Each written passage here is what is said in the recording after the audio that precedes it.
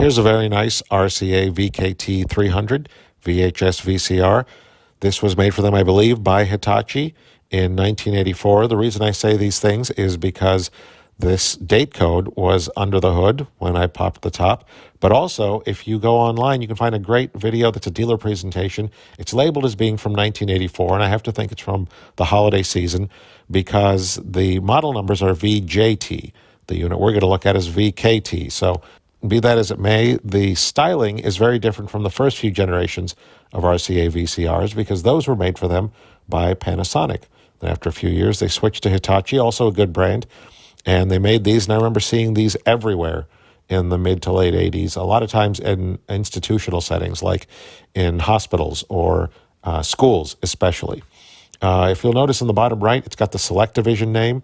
If you want to check out Technology Connections, they have a great multi-part series on the SelectaVision video disc, the CED, the one that's played by a needle in a groove, so not really digital, but that kind of sunk the RCA company, but they came up with the SelectaVision name well before that was introduced. That was a name they used on their VCRs, their home video products, and then eventually they expanded it to the video disc. They pretty much bet the farm on that and lost. I don't know why they kept that name for both. People probably got confused.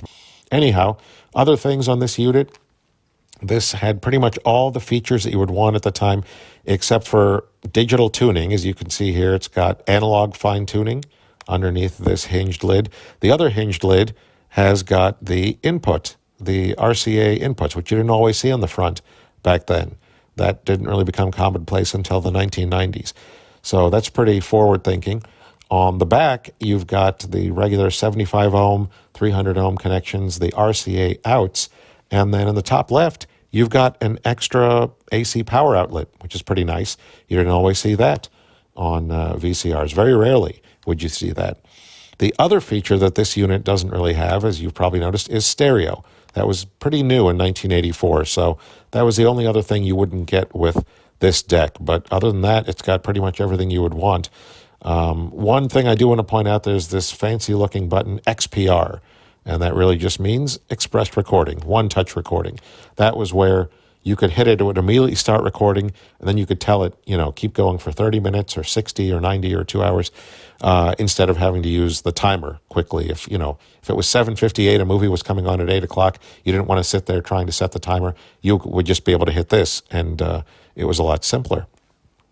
So looking under the hood of this unit fully, it's a little bit dusty, dirty. This was in the basement for I don't know how long, but the basement was nice because I got this from the house of the original owners. They bought it new when they lived in New Jersey in 1984, and it was their main VCR. But then after a while, they put it aside. They got some other ones, some of which I will be having on this channel, I hope, but that are more advanced. But this was their first VCR, and they put it away after a while, so I didn't really bother cleaning this one up. And you'll see why right now. Because this belt here had turned to goo. Fortunately, it came off cleanly with 2 swipes of a screwdriver kind of scraping it off. I would have used rubbing alcohol then to clean off the spindles because I didn't want the residue on there if I was going to put a new belt on, but I'm not going to because it does this when you put a tape in.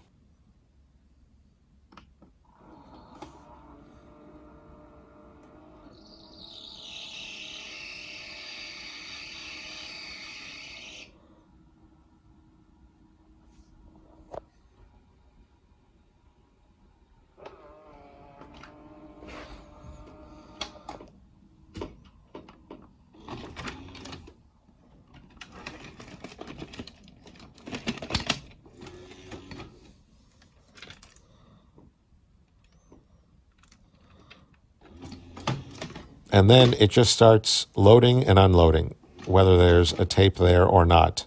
And it thinks there's a tape there, so that's not going to fly. One other thing, I cleaned the heads off, and they were, as you can tell, filthy. The residue on the left was the first pass. The residue on the right was the second pass. I was just out of curiosity. I was like, I'll fold the paper and I'll try it on the other side here.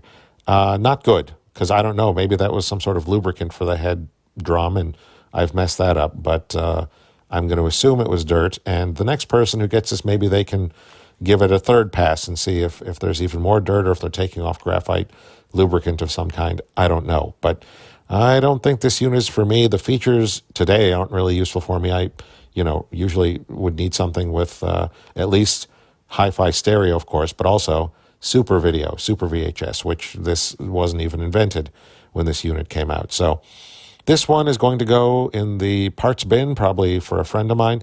But I just wanted to show it real quick since I had it and it was in pretty good shape. Had some very nice features for the time, but technology has passed it by, as it has pretty much all VHS machines.